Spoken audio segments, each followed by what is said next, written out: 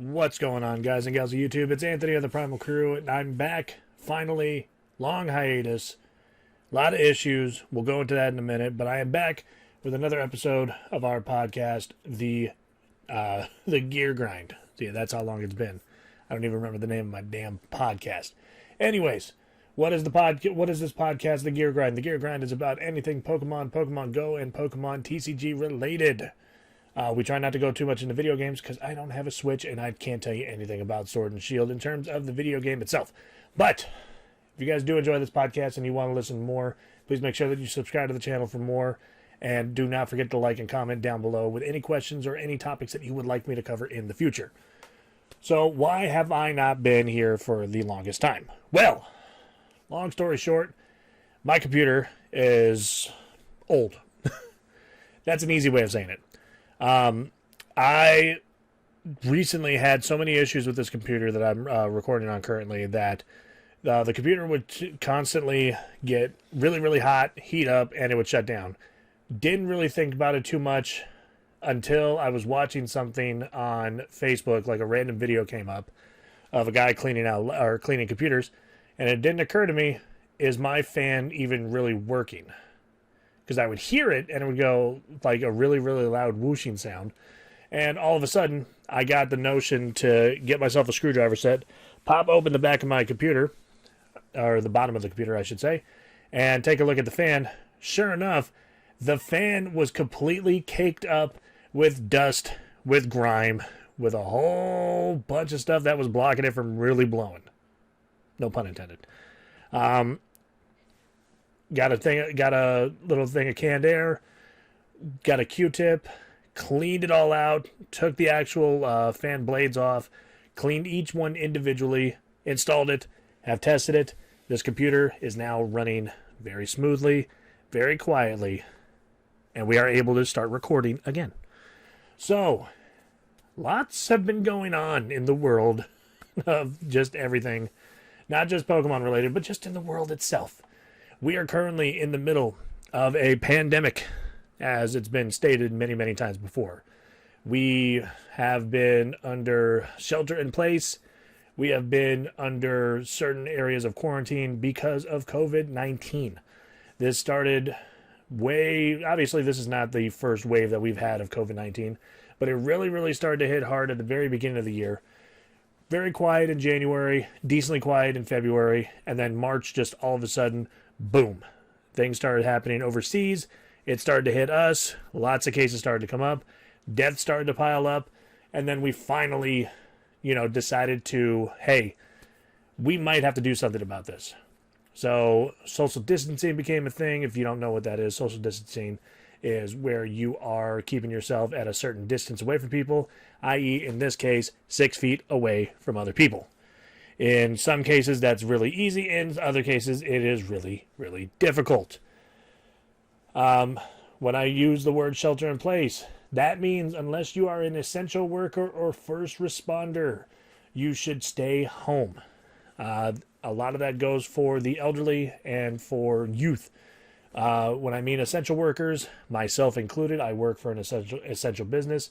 If you happen to work for UPS, FedEx, any kind of retail business, Safeway, Lucky's, Target, Walmart, Costco, all those places are open, but under certain duress, and that's duress for certain people in their areas.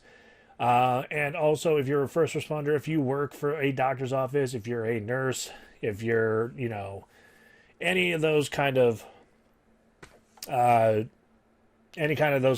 responders, you are working. If you work in an office building, for the most part, and I know this from experience with my girlfriend, she is working from home now. And not just because she wants to, but because she is also in a case, she's vulnerable to getting COVID very easily in comparison to a lot of other people. But that aside, how has that affected the Pokemon Go world? Because obviously Pokemon Go is something that is very interactive, that is something that they want you to go out, meet people, raid, community days, Go Fest, Safari Zones, that was the most recent ones. It has been very, very, very difficult recently for people to actually stay interested in Pokemon Go. So, how has Niantic responded to that? Well, they responded with guns a-blazing. They introduced, well, actually, they didn't. Let me not go into what they've introduced. They have taken anybody that had a Safari Zone ticket. There was Safari Zone for St. Louis. There was Philadelphia. There was, I can't remember the other one. I feel like it was over in London or it was overseas. Someone's going to correct me in the comment section. If you had one of those tickets, you pre-bought one. I had pre-bought one for St. Louis because originally my buddy Chris, a.k.a. Master Jigglypuff and Friends, you should know him. If you don't know him, where have you been? He's got new art on his channel. Do check it out. Link will be down below in the description. But if you had a ticket for any of these Safari Zones, because of the pandemic, obviously travel was another thing that got taken out of the equation. You were not able to travel to other places, domestic or internationally. So if you had a ticket for any of these Safari Zones, they allowed you to play it from home. Now, a lot of people would think, "Oh, I don't get a lot of spawns around my house." Well, that's where this next little piece comes in. The the incense was given an hour timer. Crazy, right? So normally it would only be 30 minutes. Now it's an hour, and during the Safari Zones, it would last up to 8 hours, I believe, for the entire event. So you only had to pop one incense, boom, you were in. Crazy, right? And it made for a lot of fun. I myself had a lot of fun doing the Safari Zone, going around my neighborhood. Now, you're allowed to go out, but one of the biggest things that if you're going to be going out, if you're going to be going shopping for anything essential, you need to wear a mask. Gloves are optional. They don't necessarily say you have to wear gloves, but because COVID could be something that you can get from somebody sneezing, somebody coughing, or any kind of projectile that comes out of the face, they want you to wear a mask just for that reason alone. Again, I could be wrong about a lot of this. Any nurse or doctors that's listening to this, please correct me in the comment section down below. I don't mind. So from that standpoint, it made things really, really easy and really likable for a lot of people to, continue with the game. Now, in terms of, for a lot of people that I know, raiding was one of their favorite things. Getting in a car with 4 or 5 people, traveling around, going to gyms, just group raiding and stuff like that. But because of the COVID, you can't actually do that because they don't want you to be in groups. They don't want you to be in social gatherings. They have, meaning Niantic, they have instituted remote raiding, where you can purchase remote raid passes by the threes in the shop for 250 of the coins, and you can raid. If you could see the gym and you could see the raid, you could do the raid. That was a game breaker for a lot of us.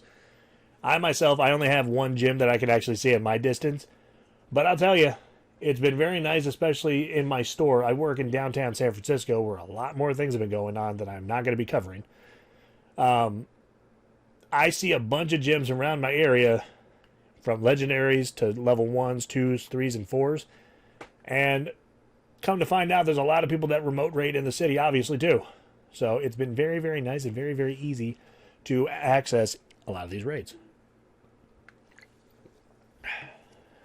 So, in that aspect, Niantic has grit their teeth, stuck their feet into the ground, and they have pushed their way to make the game accessible for everybody. A lot of people have asked, when the whole pandemic, social distancing, shelter in place, when all that stuff starts to slowly go away, will these features stay? Will we still be able to do remote raiding? Will the 1 hour incense still continue? I don't think the 1 hour incense is going to be something that they're going to hold on to, obviously, because it's something for people that are at home, like when there's a community day, when there's special events.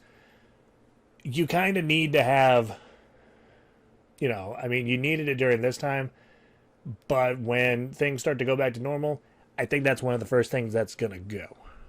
Now, obviously, we don't know when the pandemic's going to end.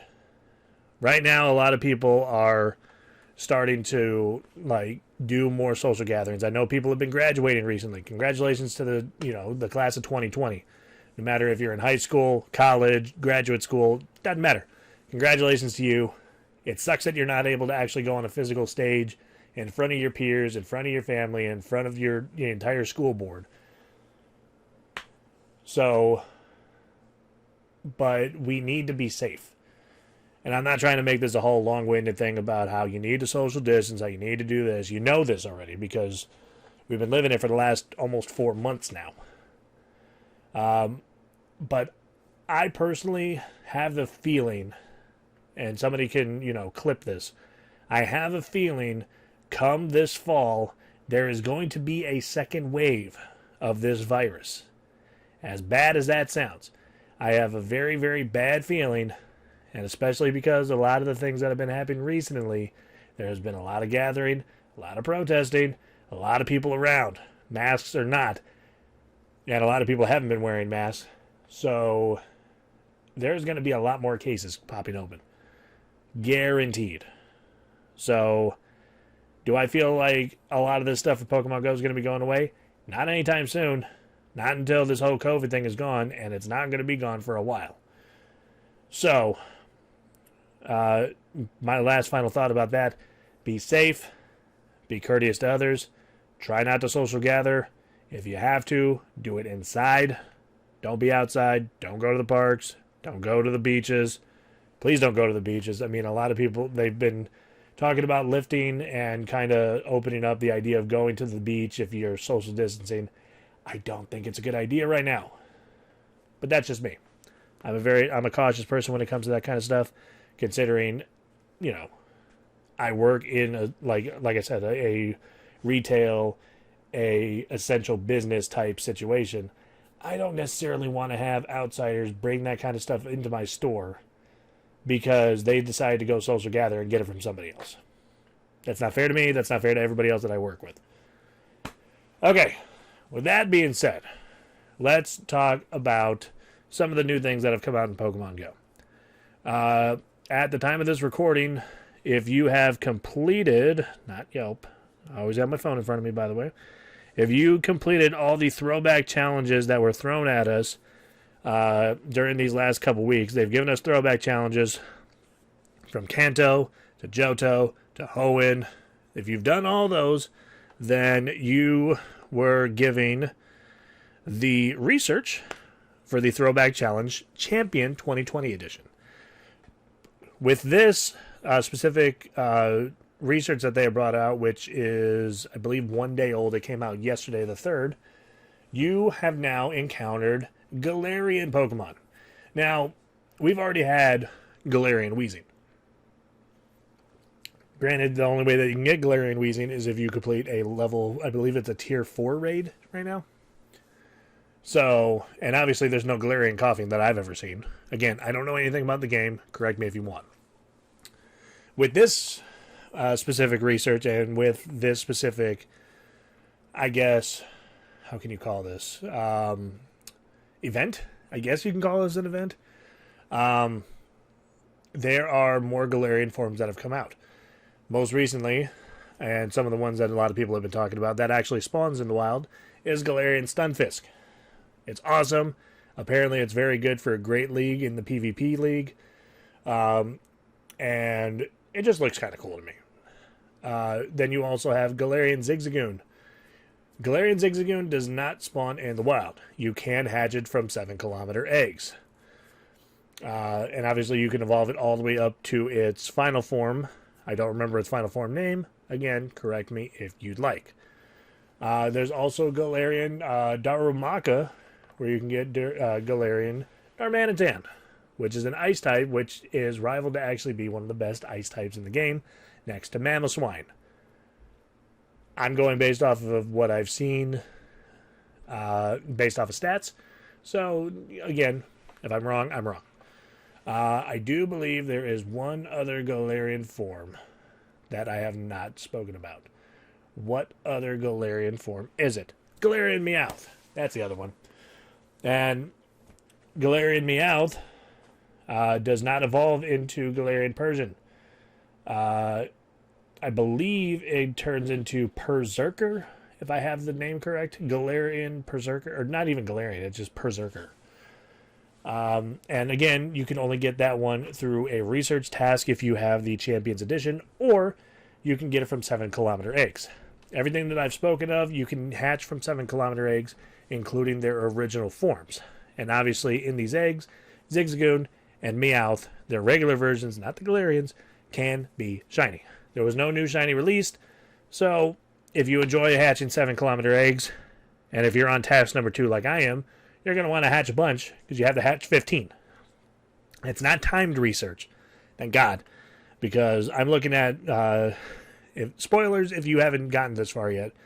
But part 2 of this 5-part challenge, or research, I should say, is hatch 15 eggs, win 15 raids, and I believe it was power up a Pokemon 15 times is one of the next ones. I don't remember what the first reward was, but you get 5 rare candies for it.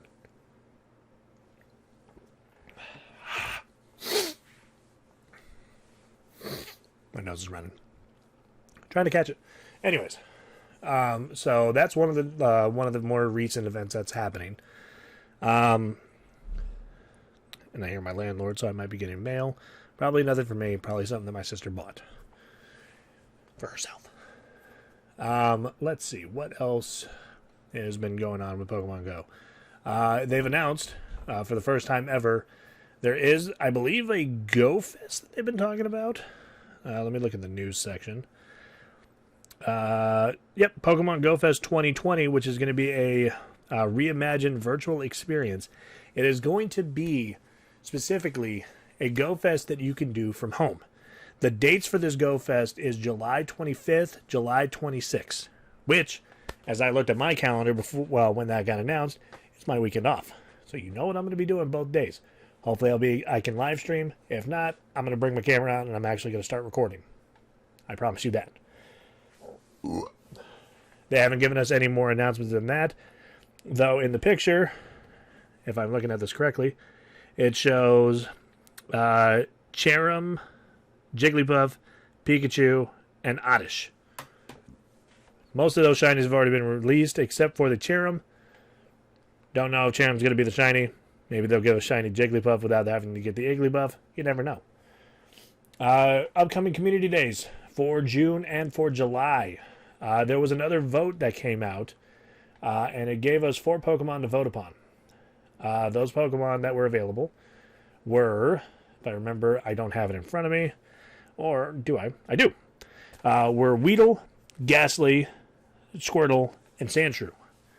Obviously, there are 3 of those Pokemon that have already been released as shinies.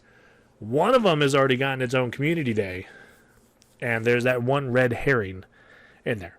Personally, I voted for Weedle, and I threw Ghastly as a second one, because apparently they're going to give us the first place and the second place for the community days. So for June's community day, which I don't think they've announced an actual date yet. No, they haven't announced a date yet.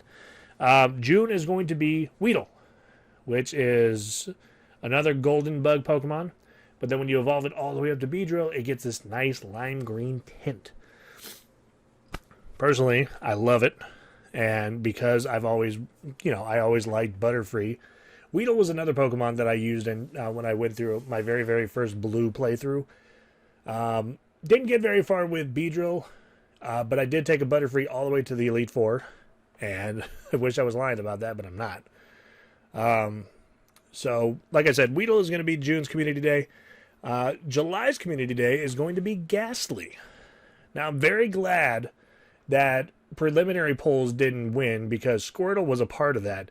Squirtle's already had a community day where we got Squirtle and we got Squirtle Squad Squirtle. That's a lot of Squirtles in one sentence. I didn't want another Squirtle community day. There's no point in it. You can get it traded from a lot of people. There are a lot of people that have it. Unless you find that one stingy person that lives in the city that doesn't trade any of his shinies. He knows who he is. Sandshrew, I wouldn't have minded. I mean, Alolan Sandshrew, I don't think would have spawned. It would have just been regular Sandshrew. That would have been cool. I wouldn't have been against it. I know Trainer Tips wouldn't have been against it because he can get as many shiny Sandshrews as he can. But I'm glad that the 2 won because I could use more shiny Ghastlies. I've only gotten one, and that was from my adventure from GoFest last year in Chicago. If you've never checked out that vlog, check it out. It was actually really, really fun. My very, very first time going to Chicago and actually attending one of these GoFests. I always wanted to, and that was my one opportunity to do so. So those are the community days that are going to be coming up in June and July. And obviously, like I mentioned, GoFest will also be a thing that's going to be happening in July as well, July 25th, July 26th. When more information about that comes about, obviously there'll be another episode of this podcast giving you information. Now, we talk about the TCG a little bit. These Sword and Shield sets that they've come out with, it's Sword and Shield Base and Sword and Shield Rebel Clash. Both sets have amazing cards, amazing artwork. I'm always more partial towards the artwork just because, obviously I'm a mark when it comes to the base sets. You show me a base set Blastoise and you show me an ultra rare from now, I'm going to that Blastoise. There's just something about those cards from 1999 that I love them. I can't help it. But I will give a lot of credit to these artworks and obviously the different rarities. You can now get full art trainers as rainbow rares. I think that's pretty freaking cool. Obviously, not as expensive as the original. Don't know how much more rare. Don't care. I don't necessarily collect to play the game. I collect to collect and to help others build decks. Namely, I've helped out, obviously, Chris with a lot of cards. But he's also helped me out a lot because, there have been times where I've had some rough times. I'm not going to lie. And in those rough times, I've had to sell out some of my collection. And unfortunately, a lot of those cards that I wanted to keep, I had to part ways with. But thanks to him, we did a trade recently. And obviously, I don't have the video footage with me. I do still have the video. I just don't have the footage loaded yet. We did a trade recently where he had gotten a few supporters, one full art supporter, to add to his deck. And it was actually one that he's going to add to his collection, I believe, because it was horribly miscut. And he's a guy that collects miscuts. I mean, that's actually kind of cool if you ask me. And in return, he was only supposed to send me a few full arts. And I'm going to try my best to get this video up as soon as I possibly can. He sent me a boatload of full arts. A lot of the full arts that I said that I needed, and a lot of the full arts I didn't expect that I was going to get. I still haven't placed them in my binder. One of these days I am going to do a little collection reveal on what I like to collect and other little things like that. And again, if I haven't said it before,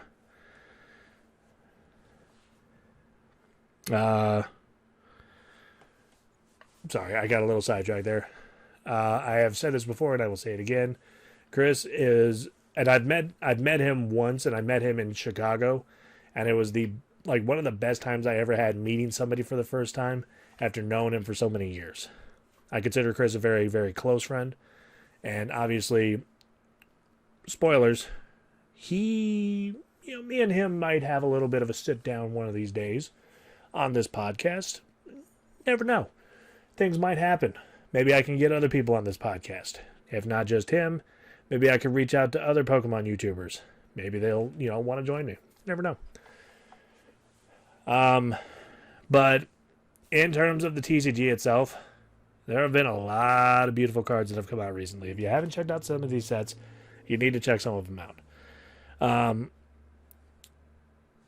So what I'm doing now, because it has been a very, very long time since the last time I had posted anything on this channel in terms of a pack opening. Currently in my possession, I have 4 of the Shining Legends Raichu GX boxes that I got super dirt cheap thanks to GameStop. I got a Zacian V10, the brand new one that just came out a few weeks ago. I'm going to just call it a Sword and Shield lunchbox, which has, I believe, some Rebel Clash and some base set in there. And I also have a Beware GX box that I picked up from Target. I'm in the works of actually getting a whole bunch of product from Costco. If you guys don't know, Costco does sell Pokemon cards. And they sell them obviously, they're a bulk store. They sell things in bulk. They have some stuff at some really ridiculous prices. How ridiculous? Let me tell you. Everybody remembers the Decidueye, Incineroar, and Primarina GX premium collection boxes, right? Where you get the full art versions of the card, you get a pin, you get 6 packs of cards, and the evolutionary cards as well for those specifics. Well, let's just say you can get a Decidueye GX box and an Incineroar GX box for $29.99.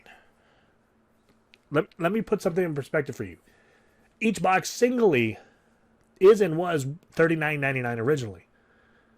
So you're talking $40 each, $80 in total for only $29.99. They also have Mega Sharpedo and Mega Camerupt. Again, both boxes $39.99 respectively, come in a bundle for $29.99. They also have Shiny Tapu Koko GX box, a Gengar EX box, and a Beware GX, a 3-pack. Each one of those is roughly about $19.99. So you're talking $60 total for $29.99. I have a buddy of mine who is going to head to Costco possibly tomorrow, as I'm looking at my text message. And yeah, he's going to see if he can pick up some of these boxes for me. My goal is to do a huge. Does anybody remember my 108 pack opening that I had? I thought it was it's obviously my biggest one that I've ever done. And I thought it was the biggest one I've seen in a while. Now, obviously, you got people like the Pokemon Evolutionaries, Darium, and a bunch of other YouTubers that have done 1,000 pack openings. Or 10,000 pack openings like Darium has done. If you own a shop and you have that kind of pull, obviously you can do it. But for somebody like me, who doesn't have that kind of pull, you save up product, you open it all, you put the packs on a table, and then you start popping packs. So there will be some TCG open on this channel in the near future. There will be a lot of TCG open on this channel in the near future. And a little bit of a spoiler, there may be some Pokemon... Excuse me. There's going to be some little bit of randomizer Nuzlocke on this channel as well. Don't know what game yet. Might record it tonight. Don't know. But do keep a lookout for that, because it will be coming very soon.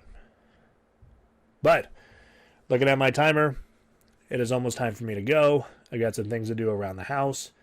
I've got a couple, things that I got to replace. So I do want to say, if you've been patient enough to listen for this, and you've been patient enough to listen to this all the way through, first of all, thank you. Not only for just showing your support, but just sticking with me, even though I haven't uploaded in months. I'm going to, now that I have the computer up and running, as I just feel for warmth on the computer, it is ice cold. It feels great. Now that I have the computer up and running, I have the opportunity to record more, and I am going to record more. If I don't, put something in the comment section, put me on blast, call me names, I don't care, make me record more. But I'm so thankful that I have listeners that have given me the opportunity to, to take a hiatus and to come back with open arms. So thank you guys. I appreciate the support. I almost started to say, and if you're not down with that, I've got 3 words for you. But that's not even the right saying. If you guys do enjoy this podcast and you want to listen to more, please make sure that you drop a like down below. Comment on anything that I've covered or anything that you want me to cover in the future. And above all else, do not forget to subscribe to this channel for more great TCG in the future, Let's Play in the future, and more random videos such as this. But I'm going to get about. Thank you guys again for coming out and checking out today's podcast. I have been Anthony. You guys have been the best part of the Primal crew, and I will catch you guys next time. And as always, thank you all so much for your support, and take it easy.